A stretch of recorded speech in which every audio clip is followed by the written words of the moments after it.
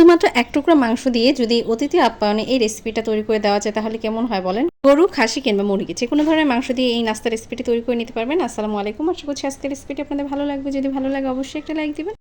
নাস্তার রেসিপিটি তৈরি করে নেওয়ার জন্য প্রথমে এক টুকরা খাসির মাংস নিয়ে নিয়েছি। আমাদের ঘরে যেহেতু একজনের গরুর মাংস খাওয়া নিষেধ আছে, তাই খাসির মাংস দিয়ে নাস্তার রেসিপিটি তৈরি করছি। আপনার চাইলে গরু, খাসি কিংবা মুরগি যে কোনো মাংস দিয়ে তৈরি করে নিতে পারেন।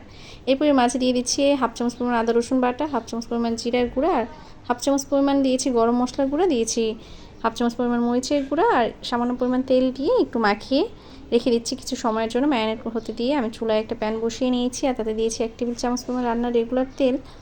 তেলটা যখন গরম হয়ে এসেছে সেই পর্যায়ে মাংসটা এর মাঝে দিয়ে কিছুক্ষণ ভেজে নেব। যতক্ষণ অবধি মাংসটা ঠিকঠাকভাবে ভেজে নেওয়া হচ্ছে সেই পর্যন্ত এটাকে চুলা আঁচটা মিডিয়ামে রেখে ভেজে নিচ্ছি। ভেজে নেওয়া হয়ে গেলে পেঁয়াজটা দিয়ে দিচ্ছি। পেঁয়াজটা শুরুতে দিলে একদম গলে যাবে, তাই পেঁয়াজটা শুরুতে দিয়ে এই পর্যায়ে দিলে একটু আস্তে আস্তে থাকবে আর এটা খেতেও অনেক বেশি ভালো লাগবে। এবারে সব কিছু একত্রে নিয়েছে মিশিয়ে নেব। আবার চাইলে আপনি প্রথমে পেঁয়াজটা ভেজে তারপরে সমস্ত মশলাগুলো অল্প অল্প করে দিয়ে মশলাটা কষিয়ে নিয়ে তারপর মাংসটা দিয়ে কষিয়ে নিলেও হবে। তবে আমি যেভাবে করে নিয়েছি আমার কাছে মনে হয় এভাবে করে নিলে খেতেও ভালো লাগে আর অল্প সময়ের মাঝে করেও নেওয়া যায়। এই এতটুকু মাংস দিয়ে আমি 5টা মিনি সাইজের মোগলাই পরোটা তৈরি করে নেব। যখন মাংস এবং পেঁয়াজটা অনেকটাই ভেজে নেওয়া মানে সফট হয়ে যাবে সেই পর্যায়ের মাঝে দিয়ে দিচ্ছি টমেটো সস। টমেটো সসটা দিলে খেতে আরও বেশি ভালো লাগে। এবারে সব কিছু একত্রে নিয়েছি, নামিয়ে নিলেই হয়ে যাবে। এবার এটাকে একটা সাইডে রেখে এখানে আমি একটা আটা দিয়ে একটা ডো তৈরি করে নেব পারফেক্ট। এর জন্য 1 কাপ পরিমাণ আটা নিয়ে নিয়েছি, দিয়ে দিচ্ছি পরিমাণ মতো লবণ আর দিয়ে দিচ্ছি 1 টেবিল চামচ পরিমাণ রান্নার রেগুলার তেল। এবার হাতের সাহায্যে খুব ভালোভাবে মিশিয়ে নেব। মিশিয়ে নেওয়া হয়ে গেলে অল্প অল্প করে পানি দিয়ে একটা ডো তৈরি করে নিব। একসাথে খুব বেশি পরিমাণ পানি দিতে যাবে না, সেক্ষেত্রে আবার পারফেক্ট একটা ডো তৈরি করে নেওয়া যাবে না। তাই চেষ্টা করবেন অল্প অল্প করে পানি দিয়ে পারফেক্ট একটা ডো তৈরি করে নেওয়ার জন্য।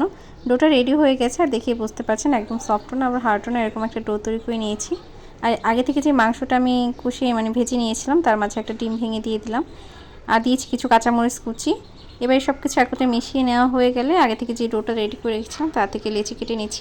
এখান থেকে আমি 5টা লেচি তৈরি করে নিলাম। এবার এটা দিয়ে রুটি তৈরি করে নেওয়ার পালা। প্রথমে রুটিটা তৈরি করে নিয়ে আগে থেকে যে পুরটা রেডি করে রেখেছিলাম মাংসের সেটা দিয়ে দিচ্ছি মাটনের। এটাকে আপনারা মাটন মোগলাই বলতে পারেন। এটা খেতে কিন্তু ভীষণ ভালো লাগে। গরম গরম সার্ভ যে কোনো সসের সাথে সার্ভ করলে সবাই খুব মজা করে খাবে। এটাকে কিভাবে ভাজ করে নিচ্ছি সেটা দেখেই বুঝতে পারছেন, খুবই সহজ এটা ভাজ করে নেওয়া। আর এই নাস্তাগুলো তৈরি করে সাথে সাথে ভেজে নিতে হবে, তা না হলে যেহেতু ভিতরে ডিম দেওয়া গলে আবার বের হয়ে যাবে, সেক্ষেত্রে পরবর্তীতে আপনি ভেজে নিতে পারবেন না, আটাটা গলে যাবে। এবার আমি একসাথে 2টা করে দিয়ে ভেজে নিচ্ছি, যেহেতু ছোটো সাইজে তাই 2টা করে দিয়ে ভেজে নিচ্ছি। খুবই সুন্দরভাবে উল্টে পাল্টে ভেজে নিলেই হয়ে যাবে। যখন খুব সুন্দর একটা কালার চলে আসবে সেই পর্যায়ে তেল ছড়িয়ে তুলে নেব। এরকম আস্ত করেও আপনি পরিবেশন করতে পারেন, আবার চাইলে কেটেও নিতে পারেন। আমি কেটেই সার্ভ করেছি।